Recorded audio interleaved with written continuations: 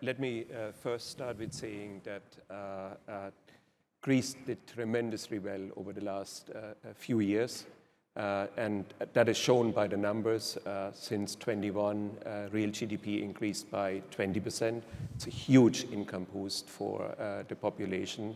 At the same time, on the fiscal side, debt to GDP, public debt to GDP, was almost reduced by 60 percentage points. That's huge. And we see actually an increase in public investment and some of the priority spending helped by the RRF of the European Union and helped increasing potential growth through the transformative reforms that have been taking place. And on the electricity and energy side, Greece last year has produced more than 50% of its electricity from renewables, and it became a net electricity exporters. So huge achievements, and also that helps resilience and robustness when it comes to facing these exogenous shocks. Now, Greece is in the European Union, in the euro area. When we are looking at these headwinds which are coming from the trade side, in the euro area, they shaved off growth this year 0.2%, next year 0.2% as well. The main impact comes from the trade uncertainty because that impacts investment decisions which are long-lasting, to a lesser extent by the tariffs being opposed.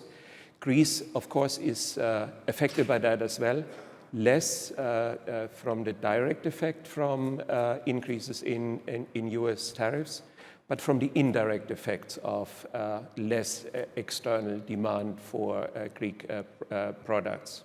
So Europe is facing headwinds, Greece is facing headwinds. And given where Greece is also located and Greece exposure on the shipping side, all of the big geopolitical and geoeconomic tension are risk factors for Greece. But what it means is for Greece and for Europe to have an agenda that generates productivity, which generates growth and income, and at the same time undertake transformative policies which are going to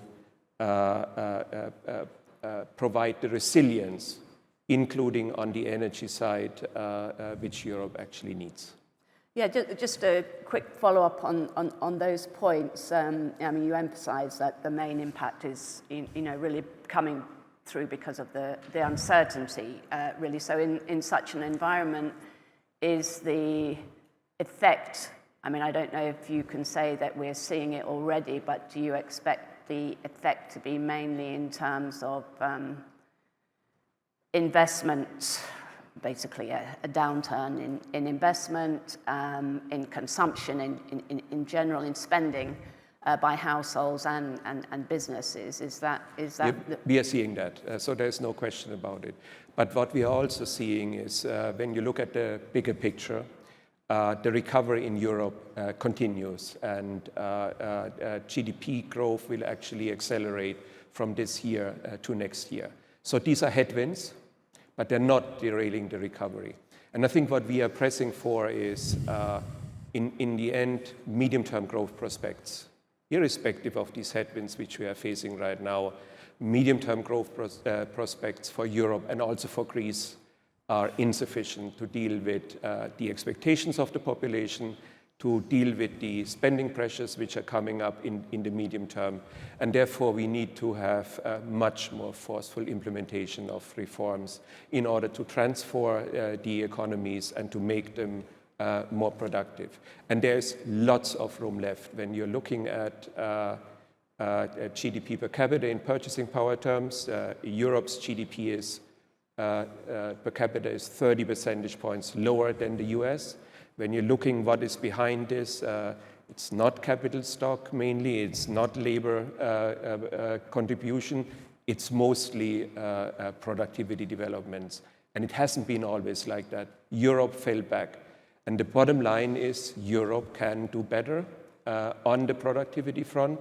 with EU-level reforms, but also with national domestic transformative reforms.